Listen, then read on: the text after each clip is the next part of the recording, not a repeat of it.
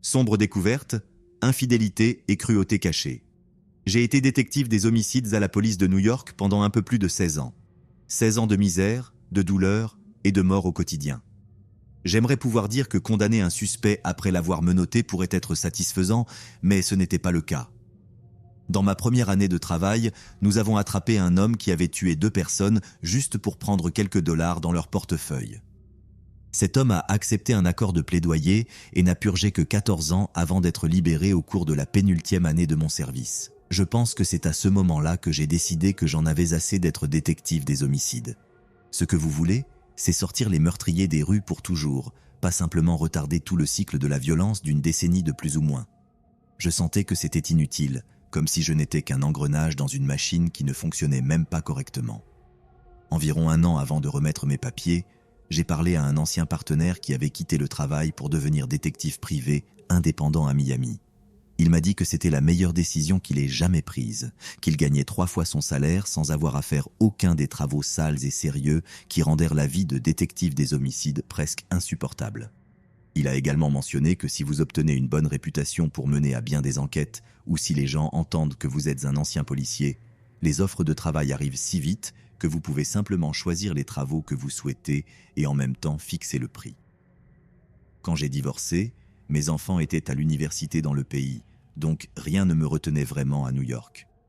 Une fois que j'ai terminé mon préavis, j'ai choisi un appartement à Miami, pris un volume pour la Floride et commencé ma nouvelle vie dans l'État ensoleillé. J'ai commencé à obtenir les travaux que mon ancien partenaire ne pouvait pas gérer. Si quelqu'un appelait et qu'il devait refuser la personne, il lui donnerait mon nom. Je ne peux pas le faire, mais je connais un gars, un ancien policier de New York comme moi, travailleur intelligent et diligent. Encore et encore, cela m'a permis d'obtenir un travail bien rémunéré, consistant principalement en assurance et en responsabilité personnelle. En gros, si quelqu'un faisait une réclamation pour blessure personnelle contre un individu ou une entreprise, je les suivais un peu pour m'assurer que leur blessure était authentique et qu'ils ne fréquentaient pas la salle de sport ou autre chose pendant leur temps libre. Mais il y avait un autre type de travail qui représentait une grande partie de ce que nous faisions, et c'était une suspicion d'infidélité.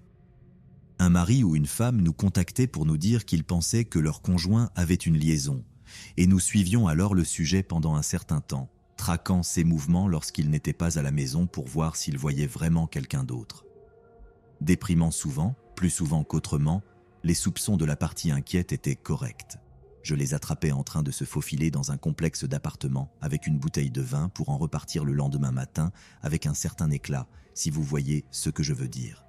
Parfois, c'était plus flagrant que cela, et la plupart du temps, obtenir suffisamment de preuves d'une liaison nécessitait un sérieux travail de suivi et de surveillance. C'est ce type d'appel qui a conduit à l'un des SIA les plus troublants et terrifiants sur lesquels j'ai travaillé. Un matin, mon ancien partenaire m'a appelé pour me dire qu'il transmettrait mes coordonnées à une femme qui soupçonnait son mari d'avoir une liaison. Quand elle a appelé, elle m'a donné le discours habituel sur ses absences prolongées et comment ses histoires sur son emplacement étaient incohérentes et comment leur vie intime avait presque complètement diminué ces derniers mois. Pour moi, cela ressemblait à un cas simple. Tout ce que j'avais à faire était d'obtenir les preuves photographiques nécessaires, peut-être obtenir un peu d'audio d'un appel que le mari passait à sa mystérieuse amante, puis de facturer mes honoraires. Pendant que je parlais au téléphone avec la femme en question, que je garderai anonyme pour des raisons qui deviendront claires, j'ai pris note de toutes les informations pertinentes sur les passe-temps, les habitudes et les lieux fréquentés par son mari avant de commencer à le suivre. Une des principales plaintes de la femme était que son mari rentrait très tard certaines nuits de la semaine et disparaissait ensuite les week-ends. Il prétendait être à un endroit précis, comme un bar par exemple, et quand elle appelait, il n'y était pas. C'était un dimanche après-midi quand je l'ai suivi de chez lui jusqu'au quartier de Glenbar Heights. Je pensais que j'avais bien fait, vu son comportement. Quand il s'est arrêté devant une maison, regardant autour comme un lapin sortant de son terrier, l'air coupable, j'ai préparé mon appareil photo pour prendre des photos de la personne qui allait répondre, en supposant que ce serait son amante. Ce n'était pas une femme du tout. C'était un homme avec qui il semblait être assez amical. Ce ne serait pas la première fois que je découvrirais qu'un mari ou une femme n'était pas encore sorti du placard, pour ainsi dire. Les liaisons n'étaient pas toujours avec des membres du sexe opposé. Quand j'ai montré mes découvertes à sa femme, avec les photos que j'avais prises, elle m'a dit que le gars qu'il visitait était un de ses amis proches. Tout cela s'ajoutait, car autant que je sache, tout ce qu'il faisait était de regarder un match des Dolphins à la télévision. Je ne pouvais pas voir directement le mari, mais je pouvais voir son ami boire de la bière et parler avec quelqu'un que je supposais être notre présumé tricheur. J'ai continué à suivre le mari pendant environ 3 semaines, et à part quelques occasions où il rendait visite à des membres de la famille ou allait boire avec des collègues de travail, il ne visitait que cet ami particulier pendant ses absences inexpliquées. D'après ce que je pouvais voir en espionnant à travers une fente dans les rideaux, le couple buvait quelques bières, regardait un match ensemble, rien de particulièrement répréhensible. J'ai essayé d'expliquer cela à la femme du mari, que tout semblait innocent et que je ne l'avais pas attrapé allant dans un endroit vaguement louche. Mais elle ne voulait pas y croire. Elle m'a dit que son mari avait récemment commencé à dire des choses assez horribles en dormant, comme s'il parlait à un amant ou quelque chose du genre. Quand je lui ai dit que j'étais parvenu à une conclusion assez solide qui ne l'impliquait pas du tout dans une tromperie et que je ne pouvais pas continuer l'enquête avec une conscience tranquille, elle m'a offert $50 supplémentaires pour 2 semaines de recherche de preuves d'infidélité. À ce moment-là, je ne voulais pas prendre son argent. Ce serait moralement incorrect de ma part de continuer à la traquer pour de l'argent, et cela pourrait finir par ruiner ma bonne réputation dans le processus. Mais quelque chose dans son plaidoyer m'a fait de la peine pour elle. Elle n'avait pas l'air du type paranoïaque. Elle insistait sur le fait qu'il y avait quelque chose dans ses soupçons et qu'elle pouvait continuer à me payer ou essayer quelqu'un d'autre. Cela a scellé l'affaire pour moi. Je lui ai dit que je travaillerais sur le cas pendant 2 semaines de plus, mais qu'après cela, elle serait seule. La prochaine fois, c'était un soir de semaine. Je l'ai suivie de son bureau en centre-ville jusqu'à la résidence à Glen Bar. Je pensais que CE serait une autre soirée à regarder des sports à la télévision dans la maison de quelqu'un d'autre à travers une fente dans les rideaux. Seulement cette fois, l'homme n'avait pas terminé. Il a fermé complètement les rideaux pour avoir une bien meilleure vue de la pièce où ils étaient supposément. Je dis supposément, car après que le mari a été accueilli dans la maison, il a rejoint son ami dans la salle de télévision pendant 1 ou 2 minutes au maximum avant de partir ailleurs dans la maison. Au moins, c'est ce que je suppose qu'il a fait, car il n'est pas réapparu dans la salle de télévision avant 2 heures. C'est alors que j'ai réalisé que lors de chacune de ses visites, il avait suivi le même schéma de comportement. Je supposais qu'il regardait la télévision avec son ami, seulement ce n'était pas l'ami. Il parlait à quelqu'un au téléphone en mode haut-parleur. J'avais commis une grave erreur de jugement. Il se passait quelque chose d'étrange dans cette maison, quelque chose que j'ai essentiellement confirmé comme étant louche lorsque le mari est sorti de la maison à un moment donné dans un état de déshabillage. Sa cravate était desserrée, sa chemise déboutonnée, et comme quelque chose tiré d'un mauvais film, il avait en fait oublié de remonter sa braguette. La fois suivante où j'ai suivi le mari à la maison de son ami, j'ai apporté ce qu'on appelle un microphone parabolique avec un enregistreur attaché. C'est un type spécial de micro qui utilise essentiellement une sorte de petite antenne parabolique pour recueillir et concentrer les ondes sonores. Ils ne produisent pas toujours la meilleure qualité audio, même les modèles coûteux comme le mien, mais ils peuvent être très efficaces pour écouter des conversations lointaines. J'ai payé presque $1000 pour le modèle que j'utilise, mais croyez-moi, il a fini par se payer tout seul, et je l'ai utilisé à plus d'une occasion pour obtenir des preuves audio solides dans une enquête de fraude d'assurance ou d'infidélité. Donc, après que le mari arrive à la maison de son ami, j'allume le micro parabolique vers la fenêtre de la salle de télévision et j'écoute tout ce qui pourrait être incriminant. C'est là que l'intrigue commence vraiment à se compliquer, comme on dit. D'après ce que j'ai pu déduire, le mari arrive. Lui et son ami échangent une petite conversation, puis une somme d'argent en espèces est échangée. Le mari donne à son ami une somme considérable avant de se diriger vers une autre pièce. Encore une fois, après quelques heures, le mari réapparaît, semblant assez heureux. Les 2 gars recommencent à discuter, puis le mari s'en va. Ma première pensée était qu'il s'agissait d'une sorte de situation de drogue, où le mari utilisait la maison de son ami pour consommer de l'héroïne ou quelque chose de similaire. La seule chose que je pouvais faire pour confirmer mes soupçons était de surveiller l'endroit pour voir qui d'autre allait et venait. De cette façon, je saurais avec certitude s'il s'agissait d'une situation de trafic de drogue ou de quelque chose de plus insidieux. Voilà, la maison recevait des visites à toutes heures du jour et de la nuit. À chaque fois, Il y avait un échange d'argent liquide avant que le visiteur ne disparaisse dans une autre partie de la maison pour des périodes de temps variables. En raison du type de conversation qui se déroulait avant et après, il n'y avait aucun moyen pour moi de savoir exactement ce qui se vendait ou si les visiteurs payaient pour du temps, une quantité de stupéfiants ou les deux. Mais lors d'une visite, j'ai entendu quelque chose qui pourrait être mon billet pour découvrir ce qui se passait dans cette maison. Un des visiteurs dit au propriétaire, par une série d'implications et d'insinuations, qu'ils ont un ami qui serait intéressé à devenir un client des services proposés par le propriétaire. Le propriétaire lui dit de donner son adresse, mais de ne jamais utiliser de téléphone portable, et il lui donne un mot de passe à utiliser lorsqu'il passerait pour qu'il sache que ce n'était pas la police. Bingo. J'étais dedans, et tout ce dont j'avais besoin était de jeter un coup d'œil autour de la maison pour savoir avec certitude ce que le mari de mon client faisait là-bas. Je pensais que ce serait quelque chose de gênant, de sordide, mais je ne pense pas que j'aurais pu me préparer à ce que j'allais découvrir. J'ai attendu quelques heures avant de passer à l'action, m'assurant que personne d'autre ne visitait, mais aussi pour que suffisamment de temps se soit écoulé entre les visites, pour que le propriétaire ne soupçonne pas trop que je prétendais être la référence du visiteur précédent. Alors je marche jusqu'à la maison, sonne à la porte, puis raconte au propriétaire l'histoire d'avoir été recommandé par le visiteur précédent avec le mot de passe convenu. Il semble un peu méfiant au début, mais me laisse entrer dans la maison, me montre la salle de télévision, puis me demande 300 $ en espèces avant de me dire d'attendre là pendant qu'il préparait les choses pour moi. Je pensais toujours que c'était une maison de drogue, que peut-être il allait nettoyer un peu la pièce, peut-être obtenir des aiguilles propres ou quelque chose du genre. Dans mon esprit, ces soupçons étaient confirmés lorsque le propriétaire est revenu dans la salle de télévision quelques minutes plus tard et m'a demandé si j'étais prêt tout en enlevant une paire de gants en caoutchouc. Je le suis dans le couloir et je perçois une odeur de produits de nettoyage dans l'air autour de lui. Mais quand il m'a emmené dans la pièce que tous les autres visiteurs semblaient avoir payé pour y entrer, ma mâchoire a presque touché le sol. L'intérieur ressemblait à un abattoir. Un mur était constitué de cages d'animaux du sol au plafond, et à l'intérieur, il y avait toutes sortes d'animaux domestiques et d'autres animaux de taille similaire. Chats, races plus petites de chiens, cochons d'Inde, poulets, créatures ressemblant à des rongeurs que j'ai découvert plus tard être des chinchillas. Il devait y avoir au moins 20 à 30 animaux différents enfermés là-dedans.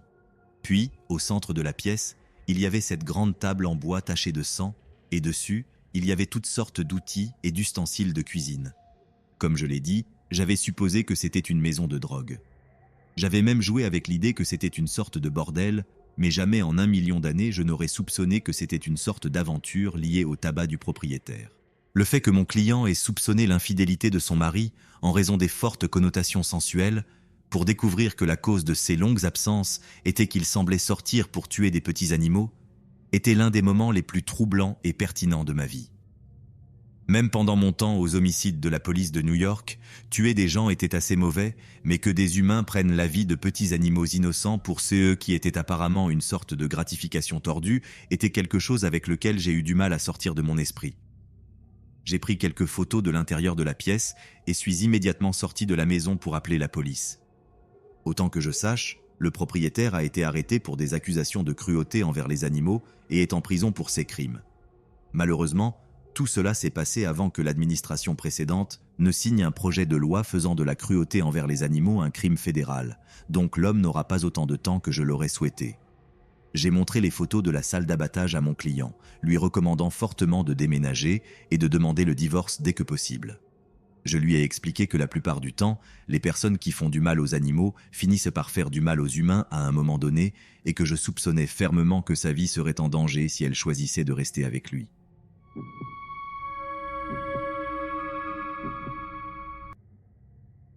Corruption et meurtre, la trahison fatale de Daniel Morgan. Daniel John Morgan est né le 3 novembre 1949 à Singapour, fils d'un officier de l'armée britannique. Lui et ses frères ont passé la majeure partie de leur jeunesse à Monmouthshire, au pays de Galles, où Daniel a fréquenté l'école d'agriculture dans la petite ville d'Usk. Il a suivi une formation agricole supplémentaire au Danemark, mais après plusieurs années de travail dans diverses fermes au Danemark et au Royaume-Uni, il a réalisé que l'agriculture n'était pas sa vocation. Daniel avait une mémoire exceptionnelle pour les détails de ses collègues travailleurs agricoles et notait qu'il pouvait se rappeler avec précision de longs numéros de série et de plaques d'immatriculation de voitures après les avoir vus brièvement. Daniel a finalement quitté l'agriculture pour de bon et s'est installé à Londres avec sa femme et ses 2 enfants. C'est là qu'il a créé sa propre société de détective privé, Southern Investigations, à Thornton Heath. Au début de 1987, Daniel avait été engagé par un client pour enquêter sur la corruption présumée de la police qui semblait être omniprésente à Londres. La police métropolitaine avait réalisé des entrevues approfondies avec un homme nommé détective Alan Holmes, un membre de la force de police qui était apparemment devenu extrêmement fatigué des vices constants et des comportements corrompus de ses collègues et était prêt à collaborer avec Daniel Morgan pour mettre en lumière leurs méfaits. Daniel avait également l'aide du sergent détective Sid Fillery, un officier basé à la station de police de Catford qui fournissait des informations à Daniel sous le manteau, pour ainsi dire. En mars 1987, Daniel avait accumulé une collection assez étendue de dossiers sur la corruption de la police. Et il ne s'agissait que de temps avant qu'il ne puisse parcourir ces découvertes pour révéler ce qui serait sans aucun doute un énorme scandale de corruption ébranlant les fondements même de l'application de la loi britannique. Le 10 mars de cette même année, Daniel se détendait après une longue journée de travail au Golden Lion Pub à Sydenham. Il était accompagné de son ancien partenaire Jonathan Rees, qui avait également une longue liste de contacts dans la police qu'il avait exploité pour obtenir des informations sur la corruption présumée. Le couple échangeait des informations sur leur vaste découverte, Daniel prenant des notes dans un petit journal qu'il gardait toujours avec lui. Une fois leurs affaires conclues, Daniel, âgé de 37 ans, se dirigea vers le parking du pub avec l'intention de rentrer chez lui avec sa famille. Là, il fut confronté à un homme plus grand qui exigea que Daniel lui remette sa montre-bracelet, une pièce de collection assez coûteuse qui se vendrait sans doute une bonne somme sur le marché des objets volés à Londres. Daniel savait qu'il ne devait pas essayer de résister, il enleva la montre-bracelet et la remit à l'homme, pensant que celui-ci fuirait simplement une fois qu'il aurait obtenu ce qu'il cherchait. Docile mais toujours en colère et défiant, Daniel tourna ensuite le dos au voleur et tenta de monter sur le siège du conducteur de sa voiture. C'est alors que le voleur sortit une petite hachette et enfonça la lame à l'arrière de la tête de Daniel, le regardant s'effondrer sur le sol asphalté, saignant abondamment de l'énorme coupure à son crâne.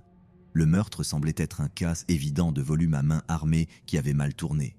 Mais à leur arrivée, les détectives des homicides commencèrent à remarquer une série d'incohérences et de pistes révélatrices. Bien qu'on lui ait volé sa montre, le voleur ne s'était pas donné la peine de prendre le portefeuille de Daniel. Et de plus, il avait laissé une grande somme d'argent liquide dans la poche de sa veste.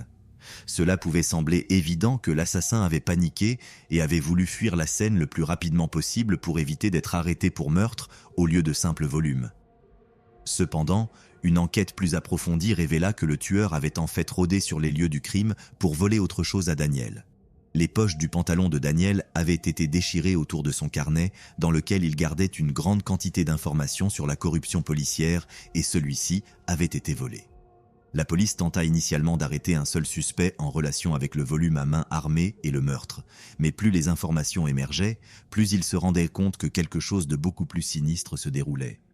Un mois plus tard, en avril 1987, 6 suspects furent arrêtés en relation avec le meurtre de Daniel.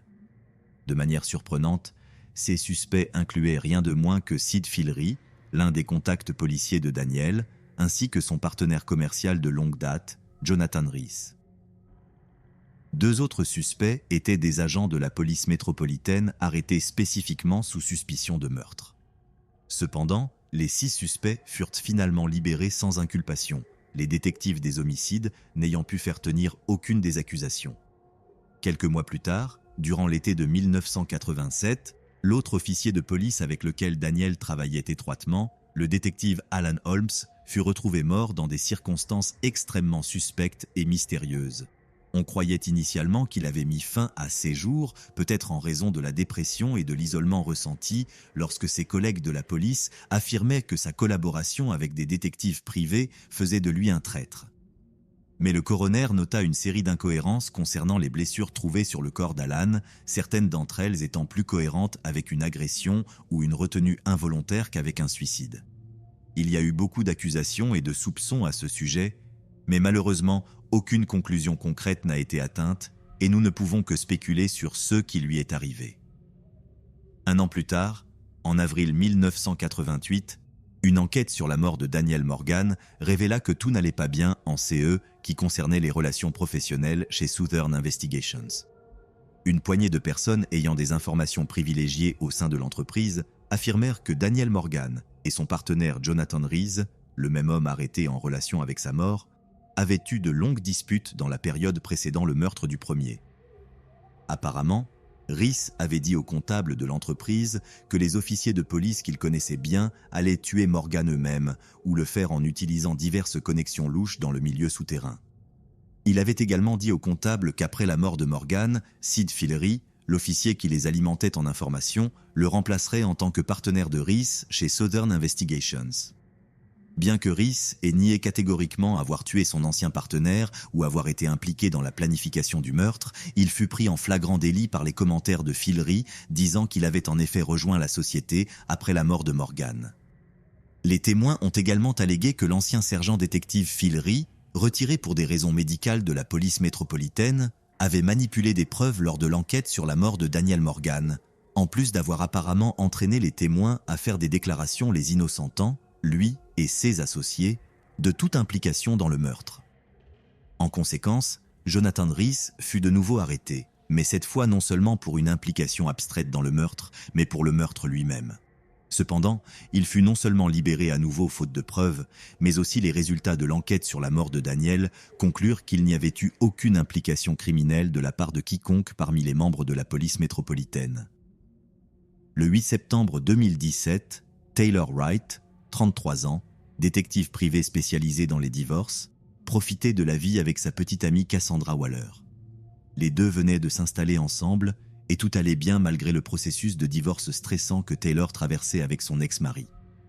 Ce jour-là, Taylor sortit avec une amie, Ashley MacArthur, dans l'espoir de soulager un peu de stress, mais ce fut une décision qui changea non seulement sa vie, mais aussi celle de tous ceux qui l'entouraient.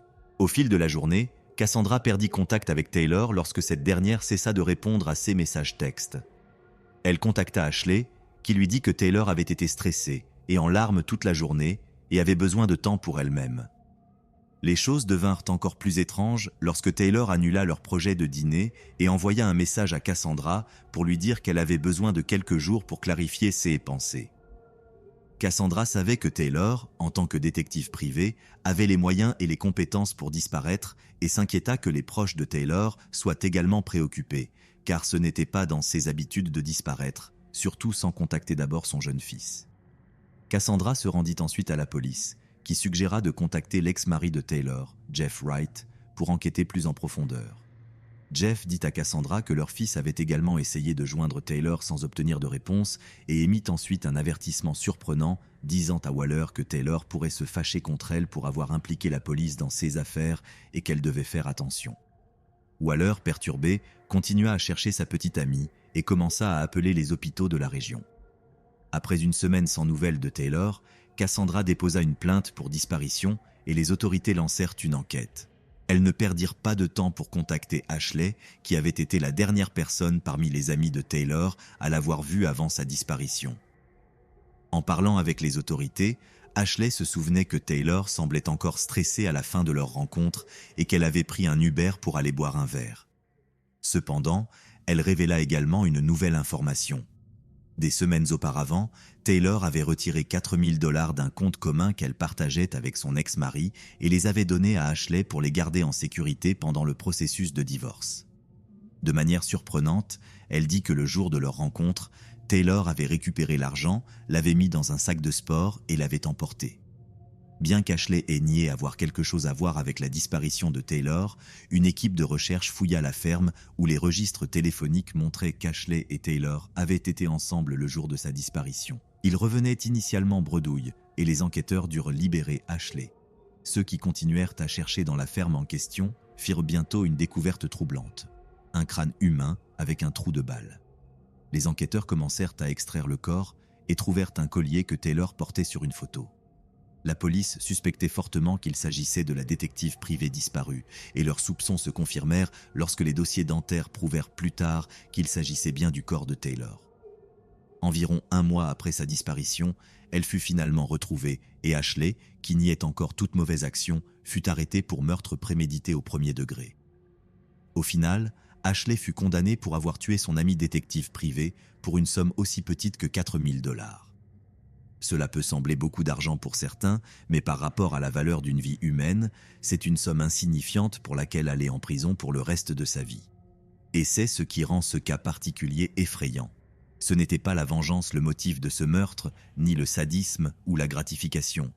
Taylor a été privé de sa vie pour rien de plus que le salaire annuel d'une personne moyenne. Il semble que la cupidité humaine puisse parfois s'étendre si profondément qu'elle peut nous rendre sanguinaires, insensibles et meurtriers, ce qui est certainement une pensée qui maintiendra certains d'entre nous éveillés la nuit.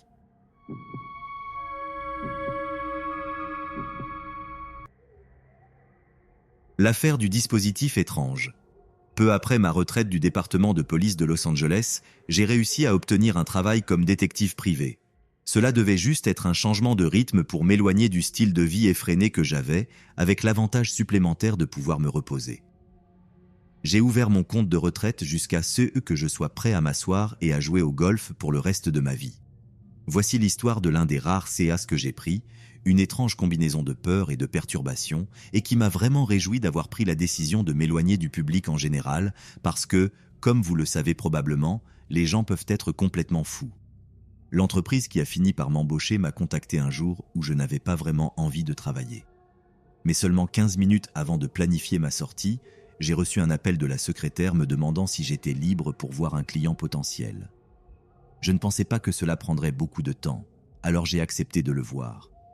Un homme avec une mallette a frappé à la porte de mon bureau, est entré, s'est assis et a commencé à me poser toutes les questions financières et logistiques habituelles, mes tarifs horaires, mon expérience, ce genre de choses. Le gars semblait très agité, ce qui est assez standard étant donné que lorsque quelqu'un est prêt à embaucher un détective privé pour quelque chose, les choses ont tendance à devenir assez mauvaises pour eux. Après cette avalanche de questions, je lui ai poliment demandé s'il y avait quelque chose que je pouvais faire pour l'aider. Il a répondu qu'un groupe de personnes avait volé sa propriété intellectuelle. Il a ensuite essayé d'entreprendre des actions légales et l'organisation a essentiellement répondu en le harcelant. Dans les SIA de propriété intellectuelle comme une bande organisée, nous les appelons, cela tend à être amical et basique, obtenir les droits d'auteur de l'entreprise par rapport à l'original, qui est espéré être daté et déposé, puis boum, je prends ma part des dommages accordés. Je lui ai donc demandé de me dire avec le plus de détails possible quelles idées avaient été volées. Et là, il a commencé à me parler de comment, il y a 1 an, il avait subi une vasectomie dans un centre chirurgical local. Il a commencé à donner des noms, des dates, combien l'opération avait coûté, et c'est là que je l'ai poliment interrompu pour lui demander pourquoi il me racontait tout cela. Il a plissé les yeux et m'a lancé ce regard comme si je venais de dire quelque chose de grossier sur sa mère.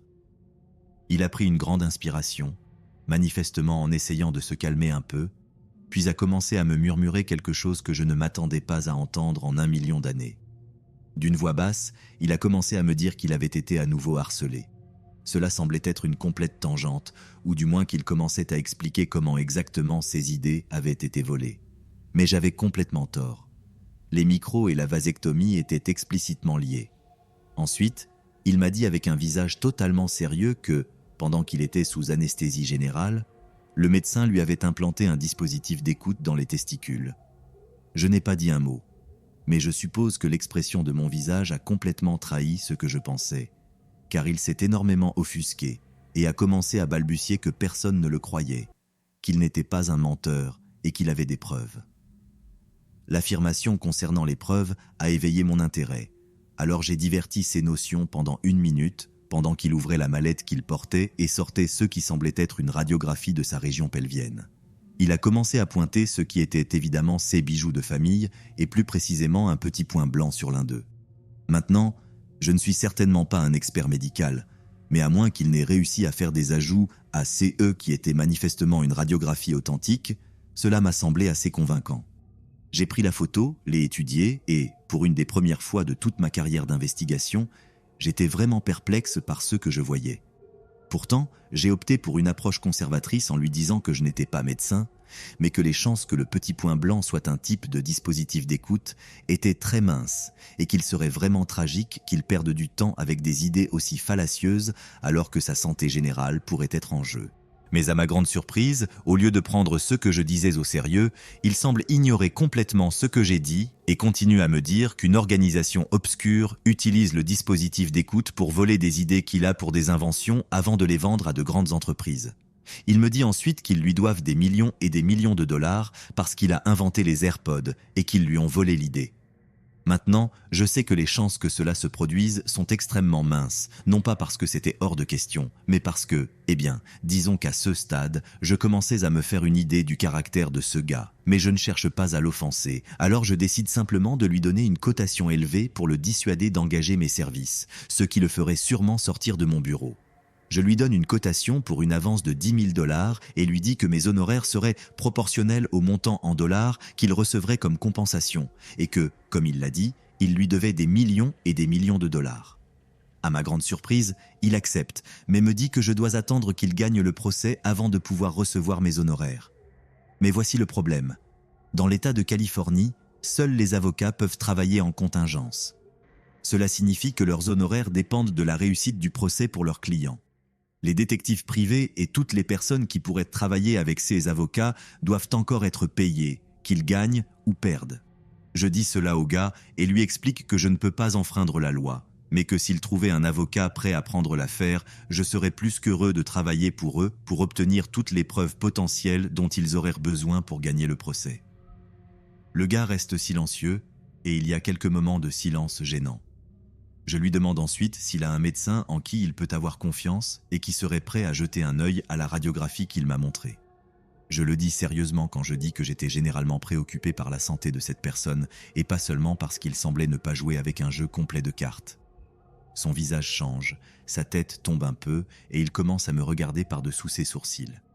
J'avais déjà fait plus que suffisamment de tours et maintenant ce n'était pas le suivant. Alors je me suis un peu reculé dans ma chaise et lui ai demandé s'il y avait un problème. Je n'oublierai jamais ce qu'il a dit ensuite. « J'ai fait une grosse erreur, n'est-ce pas ?» Sa voix était monotone, comme s'il parlait à un robot.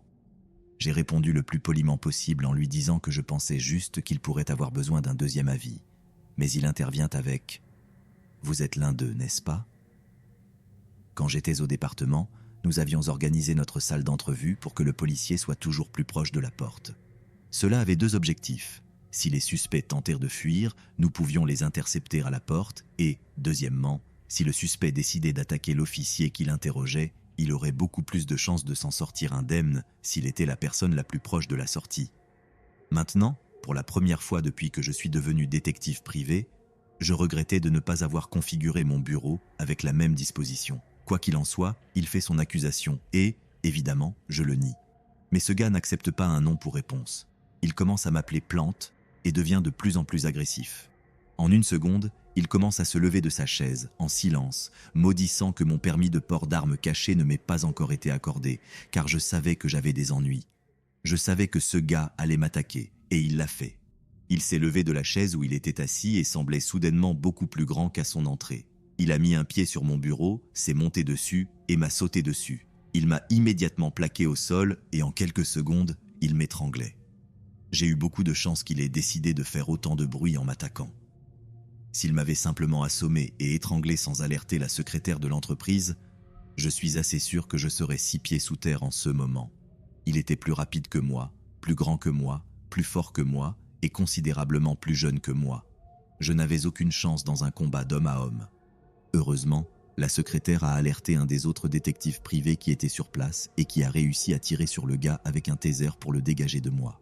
J'ai reçu une petite décharge secondaire puisque son bras était autour de ma gorge, mais je ne me plaignais pas trop. C'était recevoir une décharge ou ne plus jamais rien ressentir. Le gars a été arrêté et accusé d'agression, et grâce à quelques vieux amis que j'avais et qui travaillaient encore au département, j'ai découvert qu'il est maintenant détenu à l'hôpital d'État d'Atascadero, une installation de haute sécurité exclusivement pour hommes, qui accueille des patients souffrant de maladies mentales violentes de toute la Californie. J'éprouve une peine exceptionnelle pour ce gars. Je ne peux pas imaginer ce que cela doit être de vivre et de devoir vivre avec un cerveau qui te joue des tours aussi horribles. Mais je ne mentirai pas. Je pense que c'est le meilleur endroit pour lui, car c'était vraiment juste une question de temps avant qu'il ne déverse toute cette colère moraliste sur quelqu'un avant de vraiment blesser une personne innocente, et peut-être qu'il n'aurait pas eu autant de chance que moi.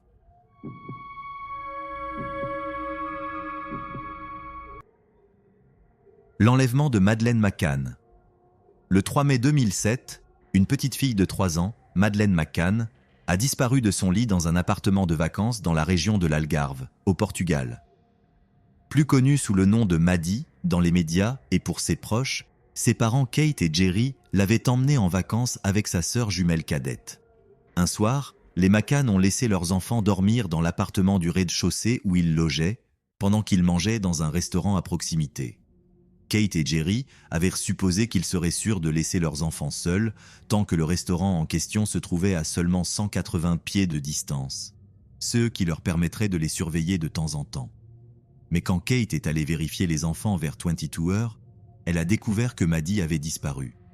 Au cours des semaines suivantes, la police portugaise a mal interprété une partie des preuves ADN recueillies sur la scène du crime, ce qui les a amenés à soupçonner que Maddie était morte dans un accident tragique dans l'appartement et que ses parents avaient dissimulé leur propre implication en simulant un enlèvement. Les McCann ont été formellement désignés comme suspects dans l'affaire par la police portugaise en septembre 2007, mais ils ont été essentiellement disculpés de toute faute en juillet 2008 lorsque le procureur général du Portugal a classé l'affaire, affirmant qu'il y avait trop peu de preuves pour porter l'affaire devant les tribunaux. La propre agence d'application de la loi de Grande-Bretagne, Scotland Yard, a commencé sa propre opération d'enquête, appelée Grange, à la mi-2011. Après une bonne quantité d'enquêtes, l'officier enquêteur supérieur a déclaré qu'il traitait la disparition comme un acte criminel commis par un étranger, probablement un enlèvement ou un volume planifié qui était devenu violent lorsque les auteurs ont pensé avoir été découverts. En 2013, Scotland Yard a publié des images composites d'hommes locaux avec lesquels il voulait reparler de la disparition de Maddie, y compris un homme vu portant un enfant vers la plage la même nuit où elle a disparu. Peu après, à la lumière de l'identification de nouveaux suspects locaux, la police portugaise a rouvert son enquête sur la disparition de Maddie, ce qui a poussé l'opération Grange britannique à réduire ses activités en 2015 pour permettre aux autorités portugaises de prendre davantage de contrôle sur l'enquête. Cependant, certains des détectives qui travaillaient sur l'affaire ont continué à mener un petit nombre d'enquêtes qui semblaient dignes de suivi. Un journal britannique de premier plan a décrit la disparition comme l'affaire de personnes disparues la plus médiatisée de l'histoire moderne. Et jusqu'à ce jour, son sort reste un mystère complet. Malgré la participation de la police de plusieurs pays dans la tentative de retrouver leur fille, les McCann ont pris l'initiative d'embaucher une société privée d'enquêteurs pour déterrer des informations pouvant aider les agences de police régulières dans leurs recherches. La société, connue sous le nom d'Oakley International, était basée à Washington DC, aux États-Unis, et avait initialement obtenu un contrat de 6 mois d'une valeur de plus d'1 demi-million de dollars, en grande partie grâce à des dons caritatifs du public. Oakley International a commencé à interroger des témoins potentiels, à examiner en profondeur les images de sécurité et à suivre des pistes à travers l'Europe.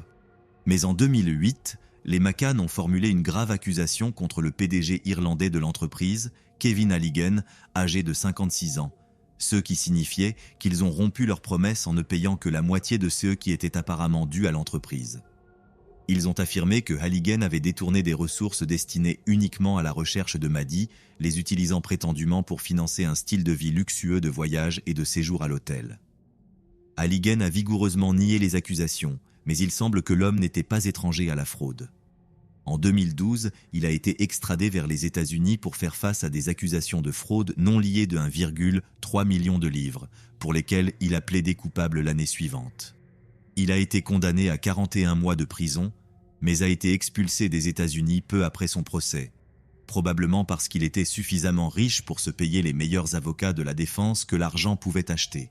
Pourtant, étant donné qu'il était devenu un élément central des efforts apparemment corrompus pour localiser la jeune Maddie, Halligan avait enragé beaucoup de gens en cours de route et s'était fait de nombreux ennemis, certains d'entre eux jurant de se venger d'un homme qui avait apparemment utilisé l'enlèvement de l'enfant à son propre avantage financier. C'est pourquoi il est si suspect qu'il soit mort soudainement chez lui à Guildford, dans le Surrey, en janvier 2018.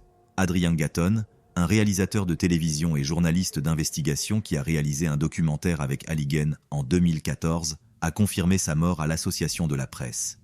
Il a dit que sa maison était remplie de bouteilles d'alcool vides. Beaucoup de gens lui souhaitèrent du mal, mais il est presque certain que sa mort est liée à l'alcoolisme. Après sa mort, un porte-parole de la police de Surrey a déclaré Nous avons été appelés à une adresse à Cabell Hill Road, Normandie, après un rapport selon lequel un homme d'une 50aine d'années était tombé malade et est décédé par la suite.